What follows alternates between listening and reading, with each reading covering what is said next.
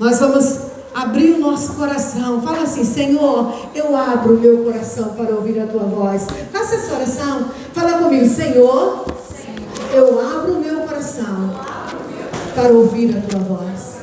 Porque Deus vai falar. Deus tem falado. Bia, que bom te ver, Bia. Estou te vendo agora, quero te dar um abraço. Saudade. A gente fica com saudade de uma opção de gente, né? Então vamos agora pedir ao Senhor que Ele está liberado. Falei: Senhor, está liberado agora. Faz do jeito que o Senhor quiser. Agora, o que nós precisamos fazer é estar com os ouvidos sensíveis à voz do Senhor.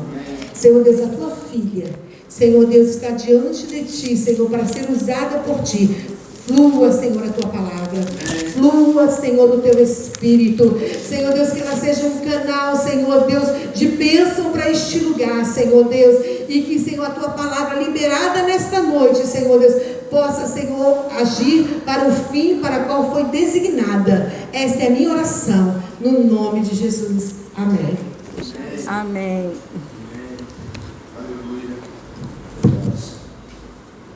Graças a paz.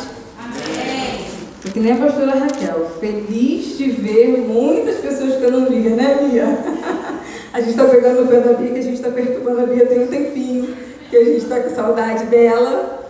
Ela passou por algumas perdas, mas o Senhor tem sido sempre com ela e a gente estava com muita saudade. Então, por isso que a gente está falando dela, que a gente perturbou muito ela. E nessa noite nós vamos continuar. É só no retorno, né, que está assim abafado?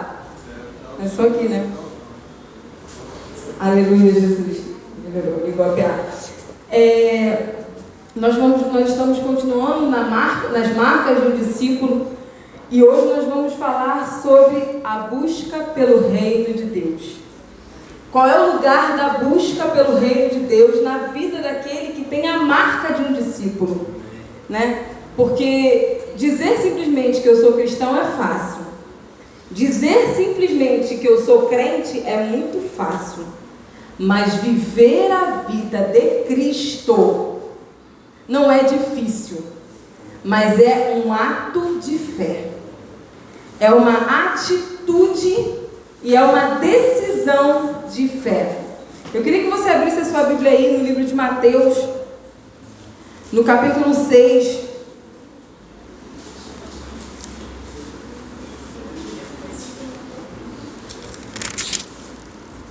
Versículo 33. Mateus 6, 33.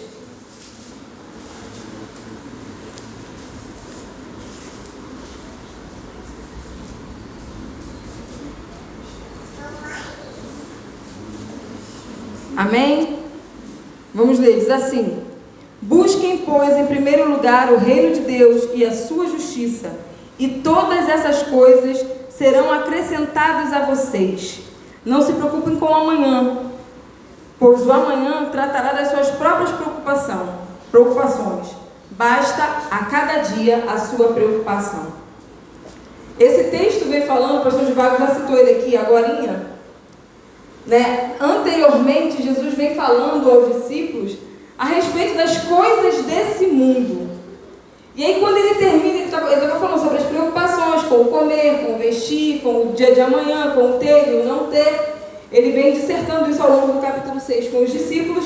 E aí, no final, ele fecha com isso: mas vocês busquem em primeiro lugar o reino de Deus e a sua justiça. E aí, eu peguei uma versão, que é a nova versão internacional na linguagem de hoje, e ela diz assim, ó: portanto, ponham em primeiro lugar na sua vida o reino de Deus e aquilo que Deus quer, e Ele lhes dará todas essas coisas.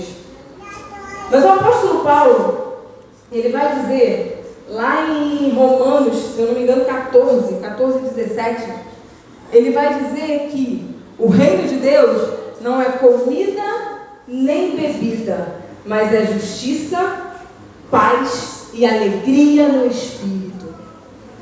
E aí a gente fica às vezes preocupado. O que é o reino de Deus?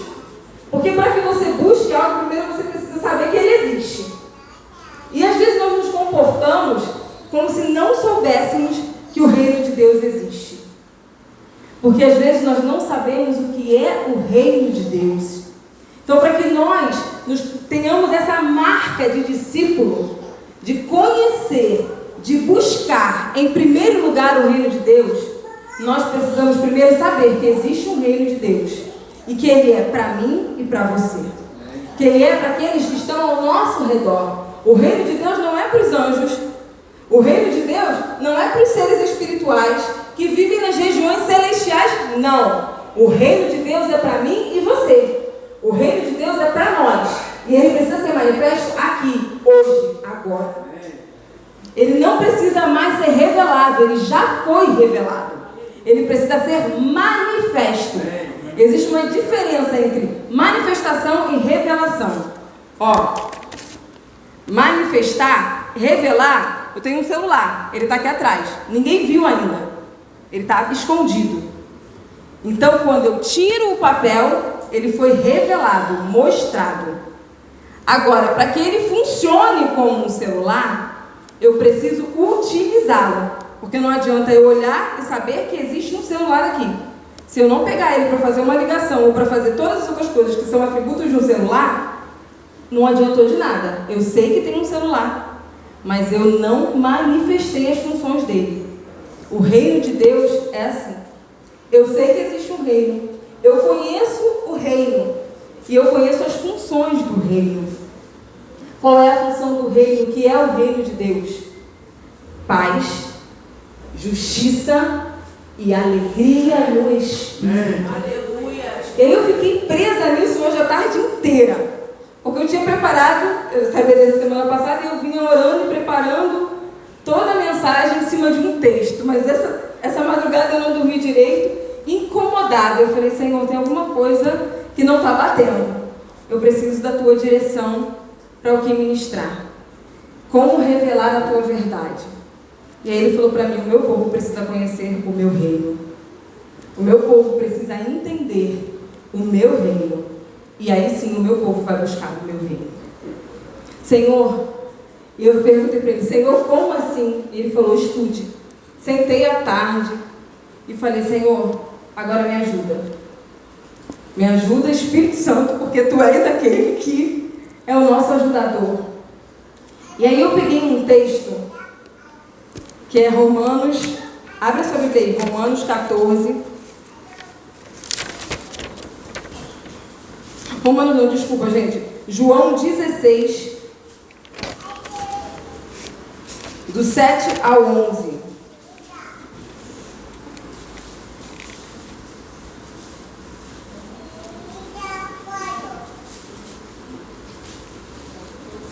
João 16, do versículo 7 ao versículo 11.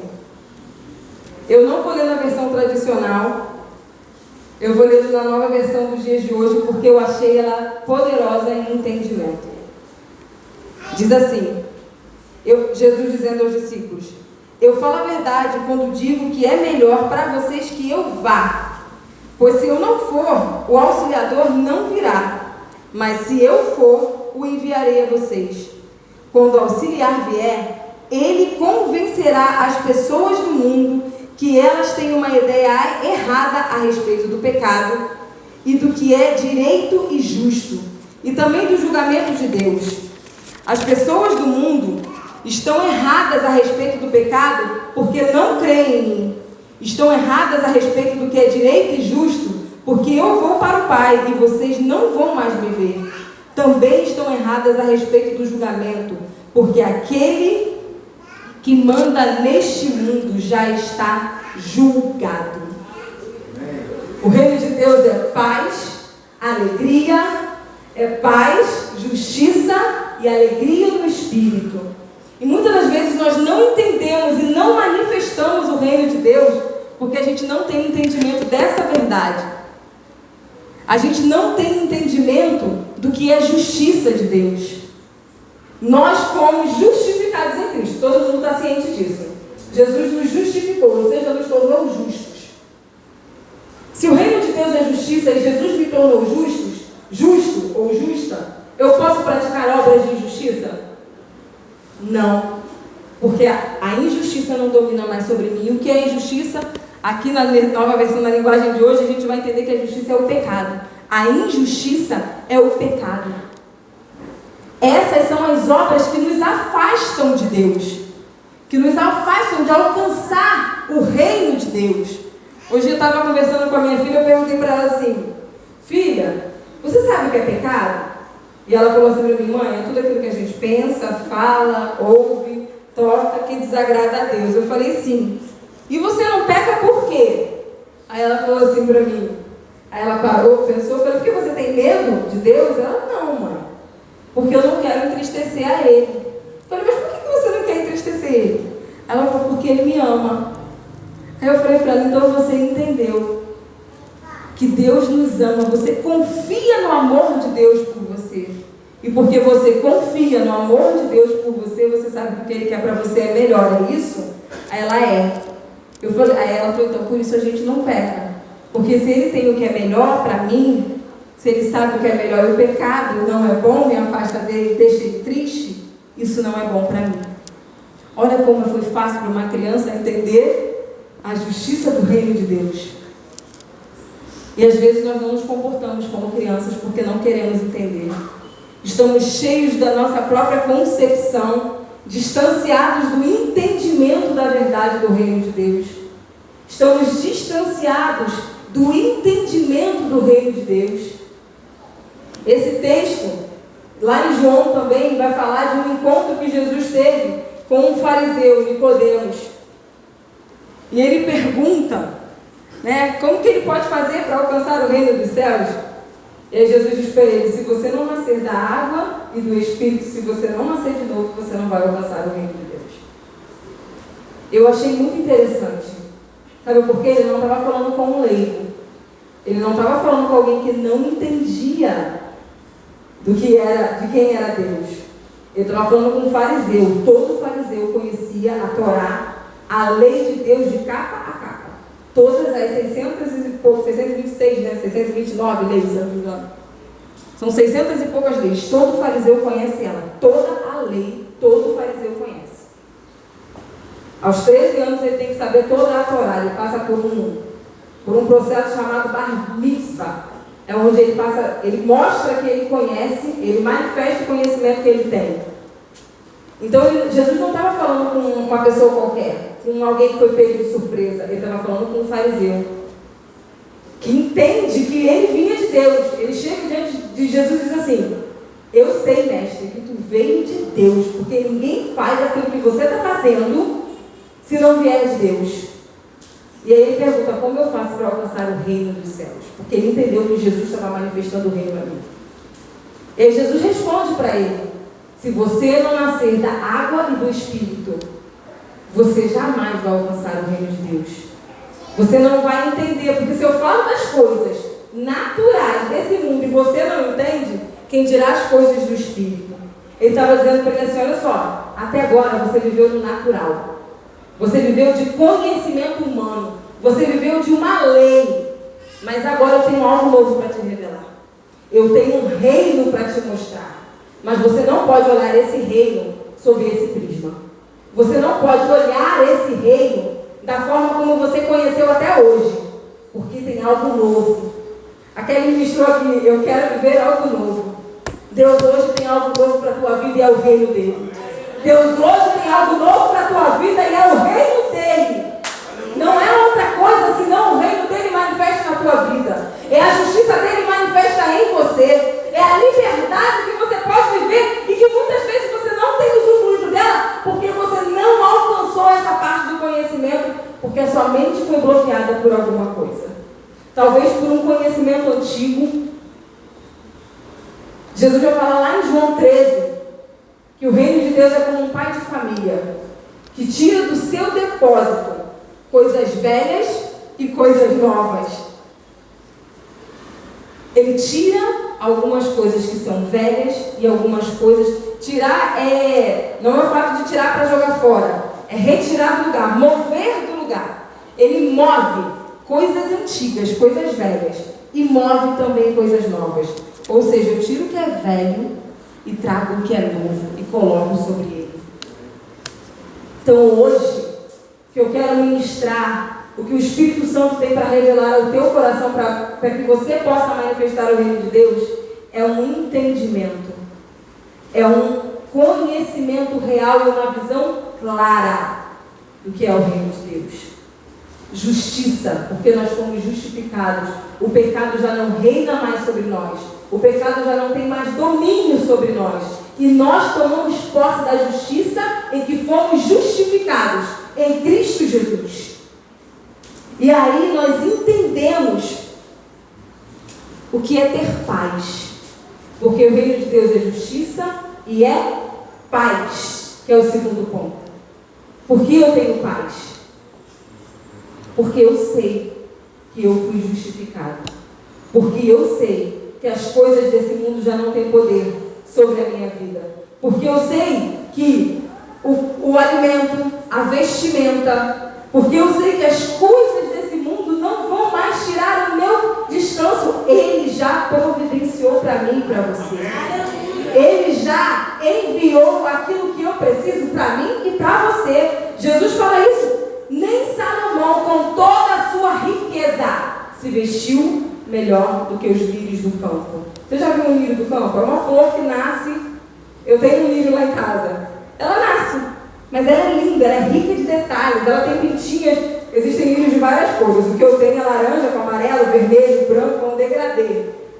E aí ele tem pintinhas entre uma cor e outra, e ele vai fazendo um degradê. Ele é lindo. E nem Salomão, com toda a sua riqueza, podia fazer um negócio daquele que era assim, banal. Mas Deus já providenciou. Então eu posso viver essa verdade do reino. E eu posso ter paz. Jesus disse: eu deixo a minha paz e eu te dou a minha paz. Não a paz que o mundo dá, que é uma paz que te isenta de problemas, que te isenta da guerra, que diz para você: não, você não tem guerra, você tem paz porque você não tem guerra, você tem paz porque você não tem problema. Não é isso. Ele diz assim: eu te dou a minha paz, porque ainda que você tenha problema, eu estou contigo e eu sou o vencedor. Ainda que você esteja no meio da guerra, você não pode ser tocado, porque você é intocável. Aquele que é nascido de Deus, o maligno não lhe pode tocar. São verdades que têm que estar dentro de você, escritas no seu coração, e aí você pode manifestar a paz em meio às circunstâncias adversas. Ah, minha casa desabou. Deus tem a minha vida no controle, porque eu entreguei a minha vida a Ele. Um Réveillon, acho que tem uns 3 anos isso, minha casa estava em obra. E nós fomos passar o Réveillon na igreja e deu um vendaval, aquele vendaval que tirou... aquele vendaval que deu que tirou telhado, jogou tudo para longe. E a gente estava com vazamento ainda dentro de casa, choveu naquele dia muito. E aí a gente estava na igreja e a gente estava cantando um louvor que diz: em teus braços é o meu descanso. Aí eu estava cantando aquele louvor, de repente eu ouvi um boom, o telhado da igreja voou. A chuva começou a cair dentro da igreja. Meu coração começou a acelerar, que eu lembrei da minha casa. Eu falei: pronto, quando eu chegar em casa, minha casa vai estar embaixo. Não vai ter casa, porque estava sem porta, sem janela, porque a gente estava trocando algumas coisas. Falei: quando eu chegar em casa não vai ter nada. Meu coração começou a disparar, eu comecei a ter uma crise de ansiedade ali. O Espírito Santo falou assim comigo: por que você está cantando uma mentira? Assim, por que você está cantando uma mentira? Se você está descansando nos braços dele, por que a tua alma está angustiada? Por que teu coração está acelerado? Por que você está tão desesperado? Na mesma hora, que ele me conhece, sabe que eu choro à toa, as lágrimas desceram. E eu chorei copiosamente, falei: para Jesus, me perdoa. Em teus braços é o meu descanso. Porque ainda que tudo pareça que me vai mal, eu posso descansar em ti. Terminamos o culto, fomos para casa. Quando a gente foi para casa, fomos vendo a destruição, as árvores caídas pela rua, tudo destruído. Cheguei em casa, subi, passei pela casa da minha sogra, subi, desci na casa dele. Falei para ela: dona Cristina, não choveu aqui? Choveu muito, não está vendo que a rua está toda molhada? Eu falei, não, dona Cristina, não é possível, não choveu aqui. Ela choveu, Celina, eu estou te falando que choveu muito. A minha casa tem uma divisão no quintal. Na frente a minha sogra tem uma piscina e tem a minha casa. Da piscina para onde a minha casa, o chão estava seco, a minha casa não estava cheia de poeira, a minha casa foi guardada pelo Senhor. Nada aconteceu, até a porta, que não estava ainda parafusada, não saiu do lugar. O vidro da porta não quebrou, nada aconteceu. Mas mesmo que tudo estivesse fora de ordem, ainda assim eu teria paz em Deus. Essa é a diferença daqueles que entendem o reino de Deus. A paz que excede todo entendimento habita em você. Em Cristo Jesus, ela está em você. Ela habita em você. Ela não vem de fora, ela surge de dentro. E aí você diz para a tua alma, se aquieta, porque eu sei quem é o meu Deus. Eu sei a quem eu pertenço. E eu sei que aquele que me guarda jamais dormiu e jamais dormirá. E aí eu tenho paz. E aí eu posso andar em paz. E aí o reino de Deus se manifesta. Porque a paz que há em mim, ela alcança aqueles que estão ao meu redor. Ela coloca as coisas em ordem. E aí por que eu vivo uma vida de alegria? Porque a minha concepção a respeito do julgamento de Deus está correta. Jesus diz, o mundo não entende que aquele que atua ou é o dono desse mundo já está julgado. Julgado significa sentenciado. Quando uma causa foi julgada, sai uma sentença. Nenhuma causa que é julgada fica sem sentença. Ela pode ser favorável ou não, mas ela tem uma sentença. E aí quando a gente entende que a sentença do diabo é o inferno e que ele não tem poder e domínio sobre a minha vida e sobre a tua vida, a gente vive uma vida de alegria. Porque ele não pode nos tocar. Ah, mas o diabo me toca se você deixar. Porque ele é oportunista. Ele tenta. Mas se você deixar, ele pode te tocar. Mas se eu não deixar, ele não me toca. Porque eu nasci de Jesus. Eu manifesto as características de alguém que nasceu de Jesus, que é discípulo do reino, que é discípulo de Jesus, e ele não me toca. E alguém que vive o reino de Deus, não vive só para si. João vai dizer, o apóstolo João vai dizer lá em 1 João 1, se eu não me engano, no primeiro versículo, ele vai dizer em 1 João 3, 1 João 1, a partir do versículo do 1 ao 3, ele vai dizer, aquele que os nossos olhos viram, que os nossos ouvidos ouviram, que as nossas mãos apalparam com respeito ao verbo da vida, a esse anunciamos. Porque quem vive a verdade do reino não pode reter a verdade do reino só para si. Não consegue guardar só para si. Ele não consegue deixar só para si. Existe um texto que me confronta demais há muitos anos. A parábola do bom samaritano. Você lembra o que tem o bom samaritano a ver com o reino de Deus? A Bíblia vai falar, Jesus vai dizer, ele está falando em parábolas, e ele vai dizer que havia um homem que passando por um caminho, foi assaltado e espancado, ficou lançado ao chão. Por aquele caminho passou um sacerdote. E aí eu vou trazer para os dias de hoje, por aquele caminho passou um pastor. Olhou para aquele cara caído na rua e pensou, não, eu tenho que ir para a igreja pregar, não posso me atrasar. Passou direto. Eu tenho que exercer a minha função religiosa. Não é uma função do reino. E aí ele passa direto. Aí passa um levita. Aí todo mundo acha que é alguém que canta, né? Pode ser, mas o levita era aquele que cuidava. Os levitas eram aqueles que cuidavam do templo, da administração, da limpeza, da organização do templo. E aí ele passa de longe, finge que não vê. Aí passa um homem, que a Bíblia diz que Jesus diz que é um bom samaritano.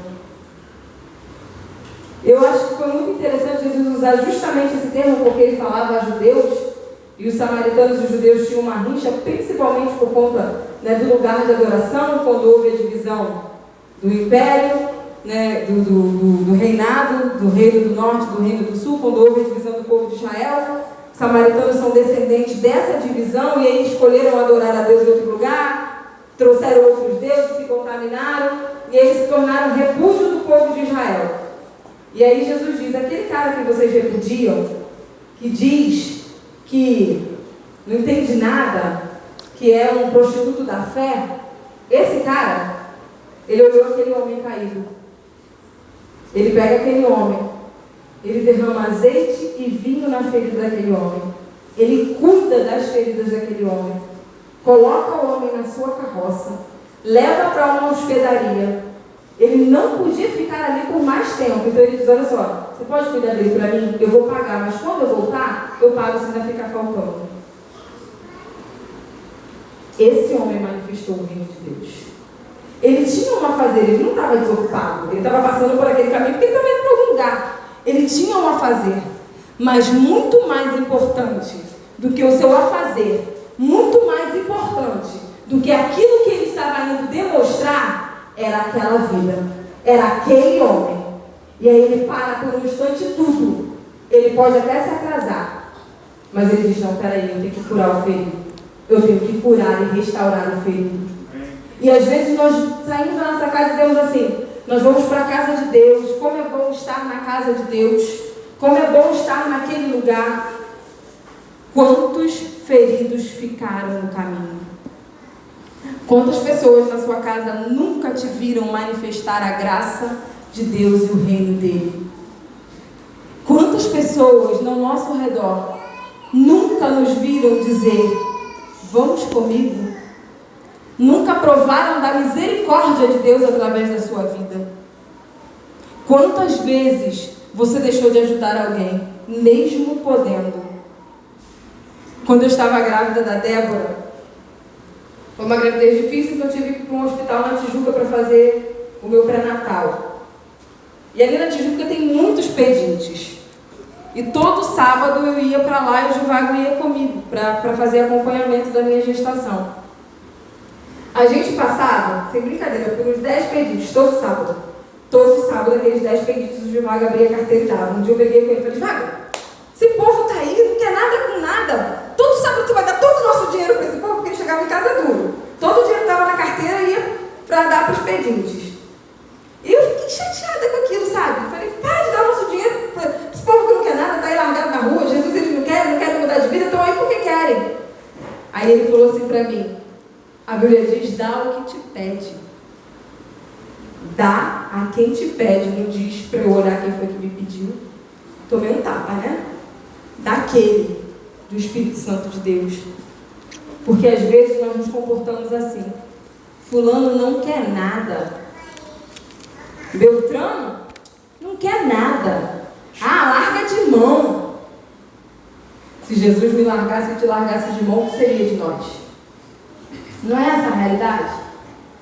Como nós temos manifestado o reino de Deus de forma tão distorcida? E é por isso que o mundo ainda não reconheceu Jesus. Porque nós o estamos mostrando de forma embaçada. Nós estamos mostrando Jesus de forma turva. Mas porque a nossa visão ainda está turva. É hora de lavarmos os nossos olhos nas águas do Espírito. É hora de começarmos a olhar para o outro como Jesus olhou para nós. E quando ele disse assim, a Bíblia vai dizer que quando Jesus começa a pregar, ele, a partir do capítulo 4 do livro de Mateus, ele diz assim, arrependei-vos e convertei-vos, porque está perto o reino de Deus. Esse estar perto, não é de estar chegando, não. Aline, vem cá. Estar perto é estar perto. Arrependei-vos e convertei-vos, porque o reino de Deus está perto. Ele não está chegando. Ele está perto. Ele está do teu lado. Ele está contigo. Então por que você está enxergando errado? Por que teu coração não se arrepende? Por que o meu coração não se arrepende? Por que o nosso entendimento está tão enrijecido que a gente não consegue entender as verdades que nos foram anunciadas? É hora de revermos os nossos conceitos. É hora de olharmos para a palavra de Jesus e sermos lavados por ela. E nunca mais nos deixarmos ser sujos de novo. E nunca mais nos deixarmos ser dominados por aquilo que não é o reino de Deus, por aquilo que não está na verdade da palavra de Jesus, por aquilo que não está de acordo com o que está alinhado nos céus. O que está nos céus deve ser manifestado nessa terra. Deve ser manifesto nessa terra. Isso não depende dos anjos. Isso não depende do Espírito. Isso depende de mim e de você. Isso depende da minha e da sua atitude. Isso depende de como eu olho para aquele que está perdido. Depende de como eu olho para aquele que está faminto. Depende de como eu olho para aquele que pede. Porque se eu não manifestar o reino de Deus, se eu não fizer, naquele dia isso me será cobrado. O reino de Deus é um dom que te foi dado, é um talento. A parábola dos talentos, a um foi dado um talento, a outro foi dado 5 e a outro foi dado 10. Aquele que tinha um teve medo de multiplicar o talento e perder, enterrou. A graça de Deus, eu vou guardar só para mim. Quando ele voltar, eu vou me apresentar a ele.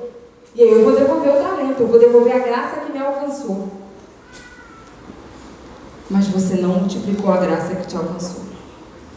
Porque toda vez que a Bíblia fala de um presente que me foi dado e que te foi dado, de uma graça, de um dom, de um talento, ela fala de Jesus. Nada além de Jesus. O único e o tema central da Bíblia é Jesus. Em todas, do Antigo ao Novo Testamento, de Gênesis a Apocalipse, ele é o Alfa e o Ômega. Ele é o princípio e o fim. Ele é o começo e ele é o amém. Quando a Kézia me ministrou nesse louvor, ela disse amém. Meu coração se encheu de uma alegria no céu. Alguém olhou para mim e eu estava rindo. Porque ele é o amém, ele é o assim seja. Ele é a concretização do reino de Deus nessa terra. E ele confronta todos aqueles religiosos dizendo assim: olhem para mim, o Espírito do Senhor Deus está sobre mim, porque ele me ungiu a pregar. E ele fala esse capítulo de Isaías 61, né? Ele fala esse capítulo de Isaías 61. E aí quando ele declara isso, ele diz: hoje essa profecia está se cumprindo. Os fariseus piram, os religiosos piram, porque eles dizem: como? Esse cara aí nasceu ali, a gente sabe de quem ele é filho, a gente sabe de onde ele veio, como que ele é a manifestação do reino de Deus. Porque o ano aceitável do Senhor, como é a nossa tradução, deveria ser a manifestação do ano da graça de Deus. A palavra exata, o texto exato é esse: a manifestação no ano da graça de Deus.